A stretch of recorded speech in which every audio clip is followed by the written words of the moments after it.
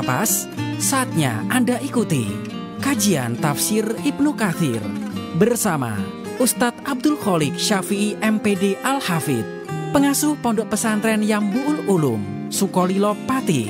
Selamat mengikuti. Assalamualaikum warahmatullahi wabarakatuh. Makin pas, makin pasti, Pas FM pasti. Bismillahirrahmanirrahim. Mitra Pas FM yang dirahmati Allah, pertama-tama segala puja dan pujian adalah milik Allah Subhanahu wa Ta'ala. Dan bersyukur karena dalam kesempatan sore kali ini kita masih diberikan nikmat hidayah, masih diberikan kesempatan untuk kembali bersama-sama bersua lewat udara kajian kitab tafsir Ibnu Katsir. Tak lupa juga sholawat ma'asalam kepada junjungan kita Nabi Allah Muhammad Sallallahu Alaihi Wasallam yang kita nanti-nantikan syafaatnya di hari kiamat nanti. Baik Mitra Pas FM yang dirahmati Allah, senang rasanya sore kali ini saya Arif Vanili bisa kembali hadir untuk Anda dalam program spesial kesayangan kita bersama yang insya Allah hadir setiap hari Rabu Mitra Pas dari pukul 17.00 hingga jelang maghrib tiba nanti, kajian kitab tafsir Ibnu Katsir. Dan tentunya nanti kami akan selalu membuka kesempatan Anda bisa bergabung melalui SMS dan juga WhatsApp di 085277999101. Anda bisa berdiskusi bersama kami. Ya, Anda bisa kirim voice note Anda atau teks Anda. Kemudian untuk line telepon juga bisa Anda manfaatkan di 0295385877. Nah Mitra Pas, tafsir Ibnu Katsir ini merupakan salah satu kitab tafsir Al-Quran yang dijadikan rujukan para ulama terkemuka dalam bidang tafsir. Karya monumental dari Al-Hafidh Ibnu Katsir yang sangat familiar di kalangan umat Islam. Dan sore kali ini sudah rawuh di Studio 1 Radio Pas FM Pati narasumber kita untuk memberikan pencerahan. Beliau adalah Ustadz Abdul Kholik Syafi'i MPD Al-Hafidh, pengasuh Pondok Pesantren Yambu'ul Ulum, Sukolilo Pati Mitra Pas. Dan untuk kesempatan sore kali ini kita sudah sampai pada kajian kitab tafsir Ibnu Katsir, yaitu sudah bersiap untuk membahas satu topik Mitra Pas, masih surat Al-Anbiya, tetapi ayatnya juga sudah meneruskan untuk bab yang kemarin Mitra Pas ya, yaitu sudah sampai pada surat yang ke-104. Sekali lagi surat surat Al-Anbiya ayat 104. Assalamualaikum warahmatullahi wabarakatuh, Ustaz. Waalaikumsalam warahmatullahi wabarakatuh. Monggo Ustaz. Bismillahirrahmanirrahim. Assalamualaikum warahmatullahi wabarakatuh. Alhamdulillahilladzi hadana lihada wa ma kunna linahtadiya laula an hadanallah. Asyhadu an la ilaha illallah wahdahu la syarika lah wa asyhadu anna Muhammadan abduhu wa rasuluh. Allahumma fasalli wa sallim wa barik ala sayyidina wa maulana Muhammadin wa ala alihi wa ashabihi wa man sara bihadihi ila yaumiddin, amma ba'd. Mitra Pas FM dimanapun Anda berada yang dirahmati Allah, dan juga yang saya hormati sahabat saya Mas Arif yang selalu senantiasa setia menemani kajian tafsir Ibnu Katsir. Semoga apa saja yang telah kita realisasikan dalam rangka nasyrul ilmi, dalam rangka li'ila'i kalimatillah, memperjuangkan agama Allah lewat kajian-kajian keagamaan, Allah Subhanahu wa Ta'ala meridhoi dan memberikan keberkahannya kepada kita semua. Amin. Baiklah Mitra Pas FM dimanapun Anda berada, kita lanjutkan kajian kita surah Al-Anbiya ayat ke-104. Insya Allah nanti semoga dalam pas waktu ini bisa hatam. Untuk sesi berikutnya bisa kepada surah Al-Hajj. A'udzu billahi minasy syaithanir rajim. Bismillahirrahmanirrahim. Yauma natwis samaa katayis sijri lil kutub kama bada'na awwala khalqin nu'idu wa'dan 'alaina inna kunna fa'ilin. Walaqad katabna fi zaburi min ba'di dzikri annal arda yarisuha ibadiyas salihun.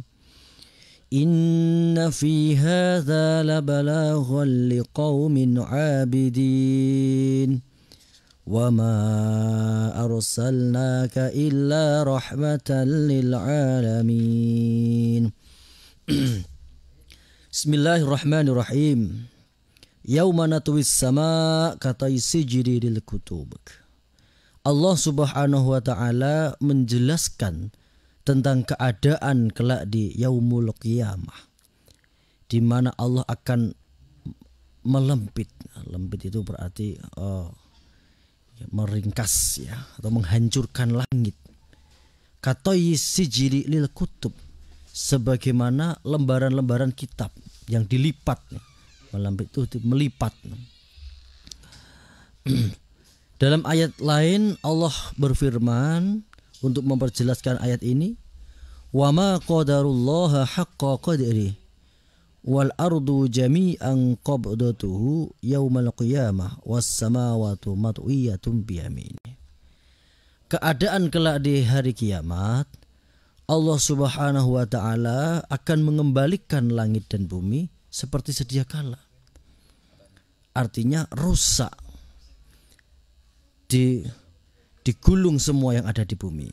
Sebagaimana diceritakan dari hadis dari Ibnu Umar lewat riwayat Imam Bukhari.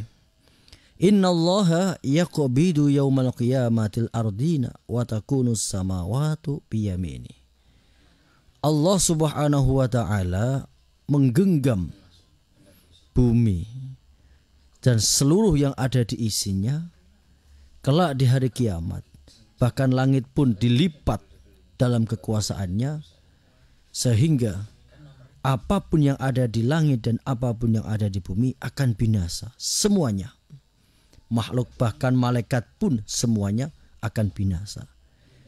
Yang tersisa hanya Allah Subhanahu wa taala. Maka juga diterangkan dalam sebuah hadis, Allah memberikan penjelasan nanti ketika seluruh makhluk sudah binasa, Allah Subhanahu wa taala akan memberikan sebuah nida. Nida itu pengundang-undang. Wahai di manakah raja-raja yang dulu di dunia angkara murka? Wahai di manakah para penguasa-penguasa yang dulu di dunia berbuat zalim seenaknya? Di manakah mereka semua ini? Tidakkah mereka mengetahui bahwa alam semesta, kerajaan tunggal hanya milik Allah Subhanahu wa taala. Wa'dan 'alaina kama bada'na awal khalqin nu'iduh. Allah akan mengembalikan langit bumi sebagaimana awal pertama kali. Wa'dan 'alaina, ini adalah sebuah janji Allah. Inna kunna fa'ilin. Apa maksud dari inna kunna fa'ilin? Dijelaskan dari Imam Ahmad, hadatsana Waqi' wa Abu Ja'far wa Ubaidah al-Ami qalu hadatsana Sya'ban anil Mughirah anil Nu'man an Sa'id bin Jubair an Ibni Abbas qama fina Rasulullah bimuwadhah faqala innakum mahsyuruna ila Allah azza wa jalla hufatan uratan hurlatan kama bada'na awal khalqin nu'iduh wa'dan 'alaina inna kunna fa'ilin. Nabi Muhammad sallallahu alaihi wasallam memberikan nasihat kepada para sahabatnya bahwa kelak di yaumul mahsyar seluruh manusia, dengan bahasanya Rasulullah, innakum, sungguh kalian semua akan dikumpulkan oleh Allah dengan tanpa apapun, tanpa baju, tanpa penutup kepala, dan tanpa serandal. Kama badana awal khalqin nu'iduh, sebagaimana pertama kali kita terlahir di dunia. Pertama kali kita lahir di dunia sebagaimana seorang bayi tanpa membawa apapun. Terlahir dengan urroh, tidak tanpa busana dan tanpa membawa penutup kepala. Walaqad katabna fiz zaburi min ba'di dzikri annal arda yarisuha ibadiyas salihin. Yaqulu ta'ala mukhbiran amma hatamahu wa qadahu li ibadis salihin minas sa'adati fid dunya wal akhirah. Allah Subhanahu wa ta'ala berfirman dengan memberikan kabar bahwa bumi ini diwariskan kepada siapapun dari hamba-hambanya Allah yang solih, minas su'ada'i fid dunya wal akhirah, dari golongan-golongan orang-orang yang beruntung dunia dan akhiratnya. Siapa mereka? Yaitu para orang-orang solih. Dalam ayat lain Allah juga berfirman, innal arda lillah yurisuha man yasha'u min ibadihi. Sesungguhnya bumi itu adalah milik Allah. Allah akan wariskan kepada siapapun dari hambanya dari kalangan orang-orang yang soleh. Melihat dari keterangan ayat ini bahwa Allah Subhanahu wa ta'ala akan memasrahkan, menjadikan wakil manusia mengelola bumi. Sebagaimana tugas pertama kali Nabi Adam. Wa idh qala rabbuka lil malaikati inni ja'ilun fil ardi khalifah. Khalifah adalah sebagai pengelola bumi. Maka siapapun orang yang ada di muka bumi, ketika mengelolanya dengan angkara murka, mengelolanya dengan penuh kezaliman, maka ketahuilah suatu saat nanti Allah akan membinasakannya dan akan menggantikannya dengan orang-orang yang baru, akan menggantikannya dengan hamba-hamba Allah yang soleh. Maka sebenarnya tidak ada yang abadi kekuasaan di dunia ini. Kalau kita melihat kekuasaan orang-orang di zaman modern seperti ini, tak seberapa sebenarnya jika dibanding dengan kekuasaan yang pernah Allah titipkan kepada pendahulu-pendahulu kita. Misalkan kepada Raja Namrud dengan kerajaan Urnya, Hammurabi dengan Babiloniannya, Fir'aun yang turun-temurun menguasai Mesir. Mereka lebih kuat pengaruhnya dan mereka juga lebih hebat cengkramannya kepada rakyat. Tetapi nyatanya ketika mereka semua para raja-raja yang diberikan amanah Allah untuk mengelola suatu wilayah dan ia kelola dengan secara zalim, ia kelola dengan hawa nafsu, Allah binasakan mereka semua. Fir'aun Allah binasakan dengan tenggelam di Laut Merah dan masih banyak yang lain. Negeri Sabak yang berada di Yaman ribuan tahun yang lalu sudah mengenal irigasi yang canggih dengan sistem bendungan yang dapat mengakomodir seluruh kebutuhan para petani pada waktu itu dan mempunyai tingkat kecanggihan teknologi di bidang irigasi. Karena sifat kezalimannya, karena sifat lalainya bersyukur kepada Allah, maka Allah timpakan azab yang pedih dan hancur luluh lantas semua negaranya. Na'udzubillah min dzalik. Innal arda yarisuha ibadiyas salihin, ibadiyas salihun. Menurut Mujahid dan Ibnu Abbas, yang dimaksud di sini bukan bumi di dunia, bukan, tapi ardul jannah, yaitu hamparan bumi yang ada di surga. Jadi kalau ada yang ada di dunia ini, barang siapa mau usaha, ya Allah akan berikan hasil karena ada sifat rahman di situ. Tetapi kelak di yaumul akhirat, Allah hanya akan mewariskan kepada orang-orang yang beriman saja. Sebagaimana sifat rahim, sifat kasih sayangnya Allah yang khusus kepada orang-orang mukmin kelak di yaumul akhirat. Kalau pendapat pertama tadi, innal ardo walaqad katab innal ardo yarisuha ibadiyas salihin, ibadiyas salihun, itu adalah bumi mana saja, Allah akan warisan kepada orang-orang yang soleh. Tetapi dalam pendapat Ibnu Abbas mengatakan innal ardo yarisuha ibadiyas solihun adalah yang dimaksud bukan di dunia tapi bumi kelak di jannah, di surga. Inna fi hadza labalaghal liqaumin abidin. Ai inna fi hadzal Qur'an alladzi anzalnahu ala abdina Muhammad labalaghun ai la manfaatan wa kifayah. Maksudnya sesungguhnya di dalam Al-Qur'an yang Allah turunkan kepada Nabi Muhammad SAW mempunyai fungsi labalaghun ai manfaat dan kecukupan, mencukupi kebutuhan kepada siapa? Liqaumin abidin, yaitu orang-orang yang menyembah kepada Allah dengan cinta sepenuh hati, dengan ridhonya, dan Allah juga mencintai mereka dan meridhoi kehidupannya. Jadi sebenarnya cukup apa yang telah difirmankan Allah di dalam Al-Quran adalah cukup sebagai pedoman hidup atau sebagai way of life, jalan hidup setiap muslim. Maka dengan Al-Quran ini sudah meliputi berbagai aspek ilmu dan pengetahuan lainnya.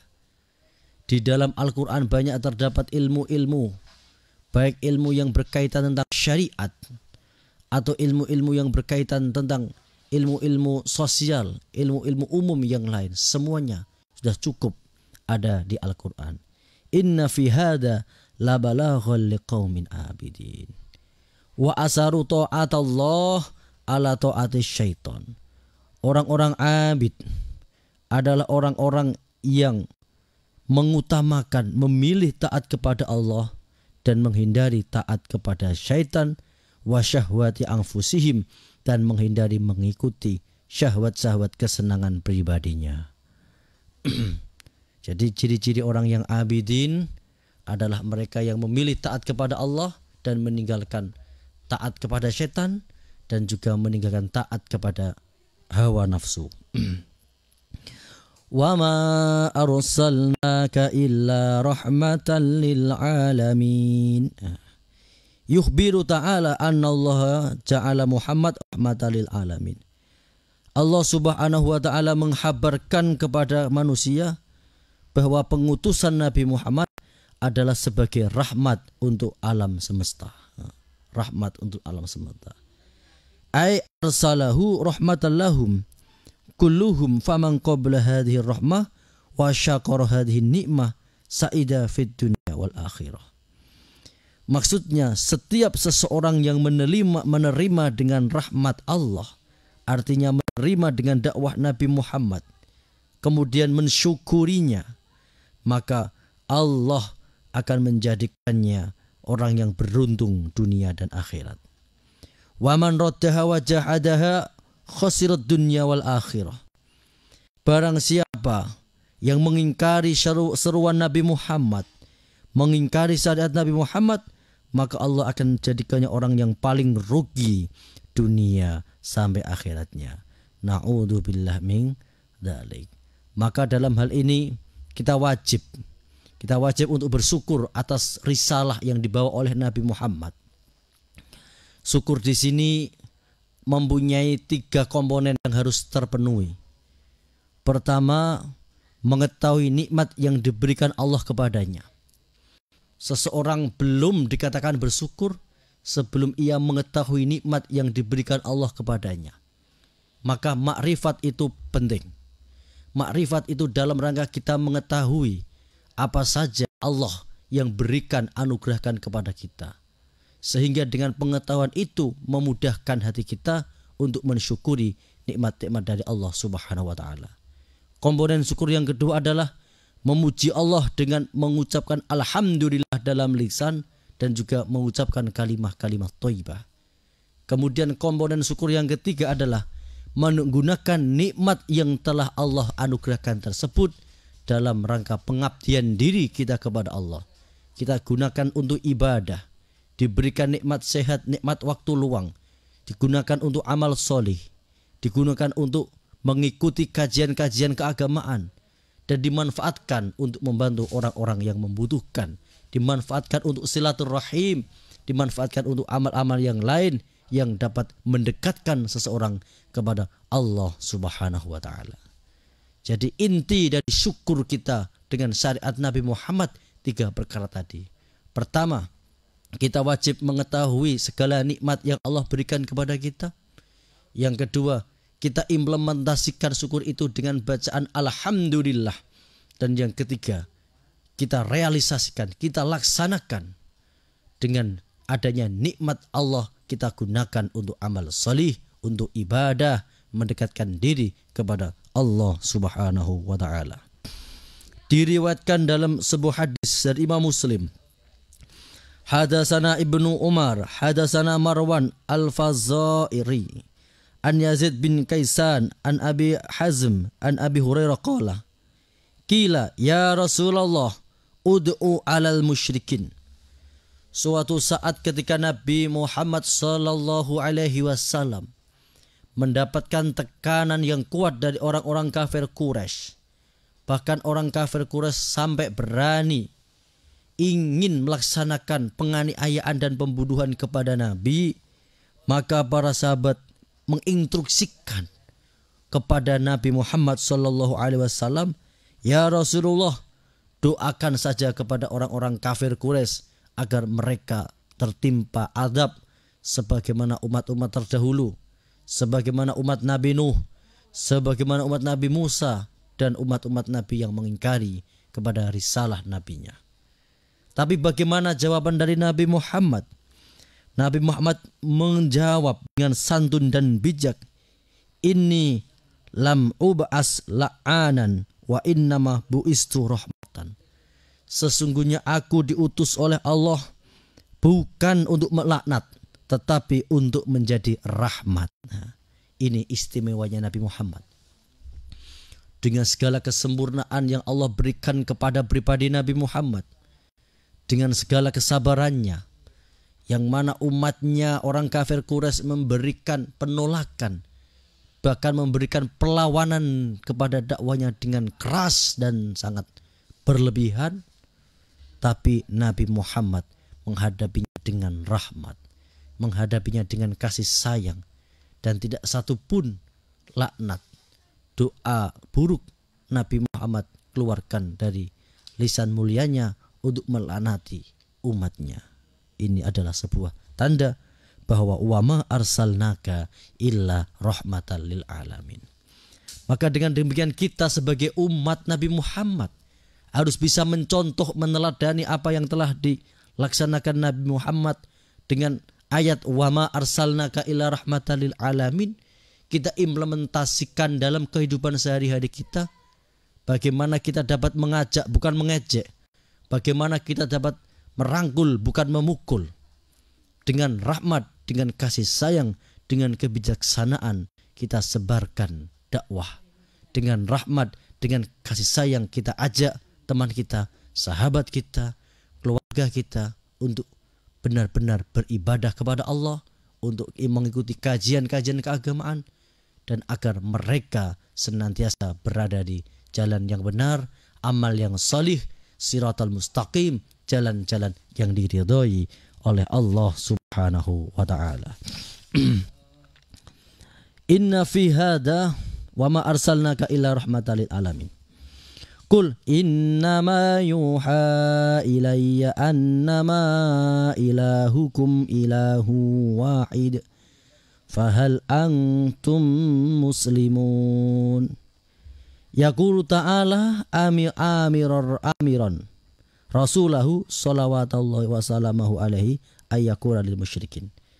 Allah Subhanahu wa ta'ala berfirman kepada Nabi Muhammad lewat menggunakan wahyu atau Al-Quran yang khitabnya adalah Nabi Muhammad dengan kalimat perintah, kul, ucapkanlah wahai Muhammad, innama yuha ilayya, sesungguhnya aku mendapat diwahyukan dari Allah untuk mentauhidkan Allah, annama ilahukum ilahu wahid, ay muttabi'una ala dalika mustaslimuna, memerintahkan kepada kita untuk inqiyad, meyakini, taslim, pasrah kepada syariat yang dibawa oleh Rasulullah. Qul innama yuha ilayya annama ilahukum ilahu wahid. Ini adalah sebuah landasan dakwah yang pertama adalah tentang tauhid, di mana meyakinkan kepada umat bahwa innama ilahukum ilahu wahid, sesungguhnya Allah adalah Maha Esa. Allah hanya satu, tidak ada yang menyerupai Allah. Fahal antum muslimun. Ini adalah sebuah pertanyaan yang menguatkan. Dengan demikian, apakah kamu mau berpasrah menjadi Islam, mentauhidkan Allah? Fa in tawallaw faqul adantukum ala sawa wa in adri aqribun am ba'idum ma tu'adun. Ai a'lamtukum anni harbul lakum kama annakum harbun li. Bari'u minkum kama antum bara'um minni, kaqaulihi ta'ala. Ketika Nabi telah mencoba berdakwah, Nabi telah mengukuhkan dakwahnya dengan mengamalkan tauhid, mengajak kepada umat untuk hanya beribadah kepada Allah. Dan di dalam kenyataannya banyak umatnya yang tidak mengikuti seruan dari Nabi. Maka Nabi mengatakan, adantukum ala sawa. Artinya, aku telah mengumumkan kepada kalian untuk perang kepada kalian.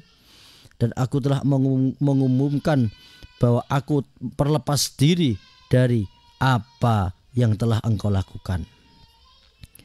Wa in kadzabuka faqul li amali walakum amalukum. Dalam ayat lain ini, apabila engkau didustakan, maka katakanlah li amali walakum amalukum. Silakan, terserah panjenengan. Saya akan tetap dengan amal saya, dan silakan Anda tetap dengan keyakinan Anda. Wa 'allamahum binabdil ahudi ala sawa'i wa hakadha hauna. Fa in tawallaw faqul adantukum ala sawa. Apabila mereka berpaling, maka katakanlah, sesungguhnya aku terlepas diri. Aku tidak ikut campur dengan apa yang telah engkau lakukan. Wa in adri aqribun am ba'idum ma tu'adun. Ai huwa waqi'un la mahallata walakin la ilma li biqurbihi wala biba'idihi. Kemudian Allah Subhanahu wa taala menjelaskan sifat-sifat tentang orang-orang musyrik ketika diberikan ancaman-ancaman akan ada turunnya azab, maka mereka dengan mengejek mengatakan, kalau begitu silakan perintahkan Tuhanmu agar cepat-cepat menurunkan siksanya. Padahal Allah Subhanahu wa taala mempunyai sifat qodrat irodat. Kekuasaannya dan keinginannya tidak bisa diintervensi oleh siapapun. Jadi bagi Allah janjinya tepat.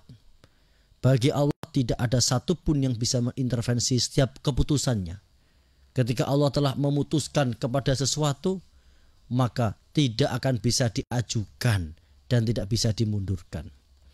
Dalam suatu hadis diterangkan bahwa apabila seluruh manusia ini bersatu padu, ingin berbuat manfaat kepadamu, ingin memuliakan kamu, ingin membuat sesuatu yang menjadikan engkau menjadi lebih baik, maka ketahuilah, itu semua tidak akan terjadi kecuali hanya apa-apa yang telah ditetapkan oleh Allah Subhanahu wa ta'ala. Begitu juga sebaliknya, wahai manusia, ketahuilah, apabila seluruh manusia bersatu padu untuk berbuat zalim kepadamu, untuk menyakitimu, maka ketahuilah, itu tidak akan terjadi kecuali apa-apa yang telah dituliskan dan digariskan oleh Allah Subhanahu wa ta'ala. Dari pengetahuan ini maka akan membuat ketenangan, itmainnah kepada hati kita. Bagaimana kita yakin bahwa apapun yang terjadi kepada hidup kita adalah atas kehendak dan atas kuasa dari Allah Subhanahu wa taala. Semuanya telah ditakdirkan. Karena takdir ini bersifat rahasia, takdir ini bersifat misteri, tidak ada satupun orang yang mengetahui tentang ilmu takdir. Maka wajib hukumnya bagi manusia untuk berusaha. Wajib hukumnya kepada manusia untuk selalu mencoba dan berusaha sekuat tenaga menyelamatkan dirinya, menyelamatkan keluarganya dari panasnya api neraka. Berusaha untuk mendekat sedekat-dekatnya dengan Allah. Jangan pernah ada hati merasa aman dari siksa Allah. Jangan sampai ada kepuasan dalam diri kita tentang ibadah. Ketahuilah apa yang kita lakukan ini belum tentu bisa menyelamatkan kita dari panasnya api neraka. Innahu ya'lamul jahra minal qawli wa ya'lamu ma taktumun. Allah Subhanahu wa taala ini mengetahui perkataan-perkataan yang jahar, yang terus terang, ataupun perkataan-perkataan yang ditutupi. Wa in adri la'allahu fitnatul lakum wa mata'un ilahin. Ai wa ma adri la'alla hadza fitnatul lakum wa mata'un ilahin. Nabi tidak mengetahui apakah ini menjadi fitnah atau menjadi sebuah pertanda kesenangan kepada tempo tertentu dan Allah akan hancurkan dengan azab. Qala rabbikum bil haqq wa rabbuna rahmanul musta'anu ala ma tasifun. Ini adalah kalimat takwa, kalimat tawakal.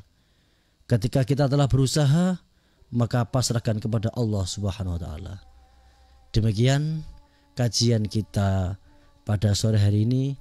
Alhamdulillah materi selesai, surah Al-Anbiya sudah selesai. Untuk minggu berikutnya kita bisa melanjutkan pembahasan dari suratul Hajj. Saya kembalikan kepada Mas Arif. Iya, kita harus segera closing. Mohon doanya Ustadz, monggo. Allahumma sholli ala sayyidina Muhammad wa ala ali sayyidina Muhammad. Alhamdulillahirabbil alamin. Ya Allah, ya Rahman ya Rahim, berkahi hidup kami, berkahi keluarga kami, Allah.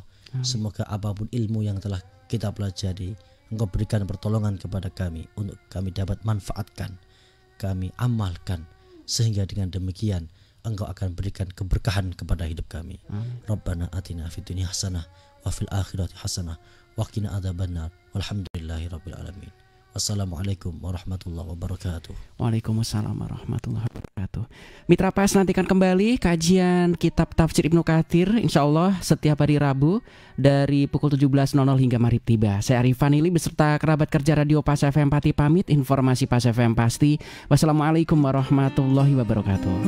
Mitra Pas, demikian tadi telah Anda ikuti kajian tafsir Ibnu Katsir bersama Ustadz Abdul Kholik Syafi'i MPD Al-Hafidh, pengasuh Pondok Pesantren Yambu'ul Ulum, Sukolilo Pati. Kajian tafsir Quran Ibnu Katsir di Radio Pas FM Pati bisa Anda ikuti kembali pada Rabu minggu depan. Anda juga bisa mengikuti kajian rutin malam Jumat tafsir Ibnu Katsir ba'da maghrib, diawali sholat berjamaah di Masjid Al-Istiqomah, Jalan Sunan Prawoto, Sukolilo. Dan setiap selapanan malam Jumat Wage jam 7 malam ba'da sholat Isya. Anda juga bisa menghadiri majelis dzikir mujahadah dan istighosah bersama Ustadz Abdul Kholik Syafi'i MPD Al-Hafidh di Pondok Pesantren Yambu'ul Ulum, Dukuh Tambang Sari, Kedung Winong, Sukolilo.